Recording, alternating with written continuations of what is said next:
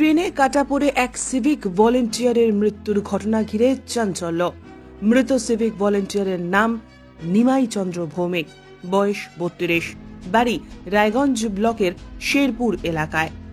Raiganj police জেলার civic ভলেন্টিয়ারে কর্মরত ছিল সে।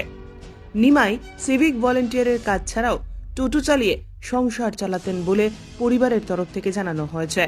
মৃতের দাদা ভানু ভৌমিক বলেন, রবিবার ভোরে পুলিশ সুপারের অফিসে কাজ আছে বলে বাড়ি থেকে বেরিয়েছিলেন নিমাই। টোটোটি হেমতাবাদ থানার ঠাকুরবাড়িতে রেখে সে রায়গঞ্জে চলে আসে।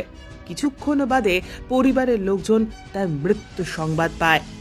রায়গঞ্জ এবং বামুন গ্রাম স্টেশনের মাঝে রায়গঞ্জ থানার সিজ গ্রাম এলাকায় রেল লাইনের ধার থেকে নিমাইয়ের রক্তাক্ত মৃতদেহ উদ্ধার হয়। পরিবারের তরফ থেকে এমনটাই জানানো হয়েছে। রেল পুলিশ ঘটনার খবর পেয়ে ঘটনাস্থলে পৌঁছে মৃতদেহটি উদ্ধার করে রায়গঞ্জ গভর্নমেন্ট মেডিকেল কলেজ এবং হাসপাতাল মর্গে পাঠিয়েছে। কি কারণে নিমাইয়ের মৃত্যু তা নিয়ে দ্বন্দ্বে রয়েছে মৃতের পরিবার। আমার কাকা তো ভাই। কি নাম ওনার?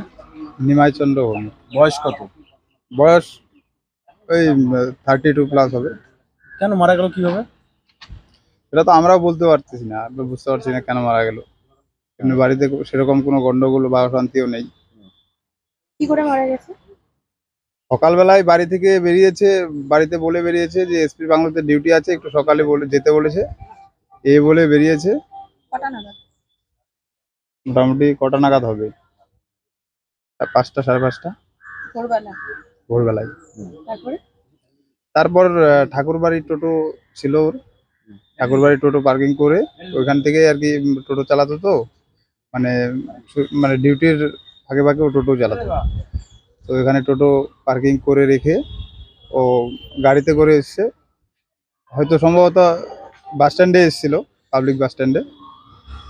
তো এইখান থেকে পরে কি হয়েছে না হয়েছে, পরে আমাদের যখন ওকে একজন ফোন করে, আমার পাড়ারই এক বন্ধু, তখন ফোনটা তুলে গিয়ে ওই অ্যাক্সিডেন্ট স্পটে আর কি কেউ হয়তো মোবাইলটা ধরে আর কি, পরে যে যার ফোন সে তো ট্রেনে কাটা পড়ে আছে।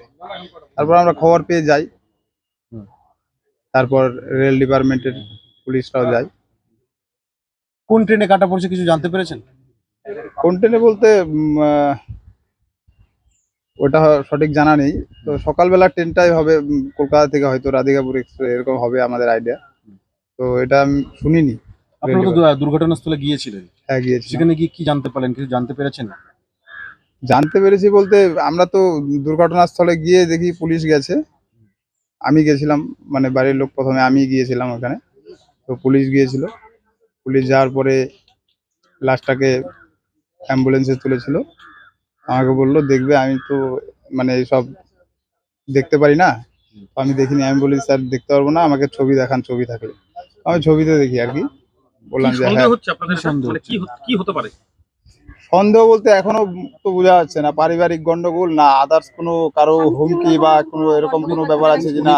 উনি বিবাহিত ছিলেন? বিবাহিত ছিল, আর একটা স্বামী স্ত্রীর মধ্যে গন্ডগোল বলতে এটা তো বলা যাচ্ছে না এখন। এটা কি মনে হচ্ছে, ও আত্মহত্যা করছে না ওকে কেউ ট্রেনের মধ্যে ধাক্কা দিয়েছে বা কেউ কিছু করেছে, কি মনে হচ্ছে? এখন ব্যাপার হচ্ছে সেরকম তো আমাদের সেরকমও কোনো কিছু বুঝতে পারছি না।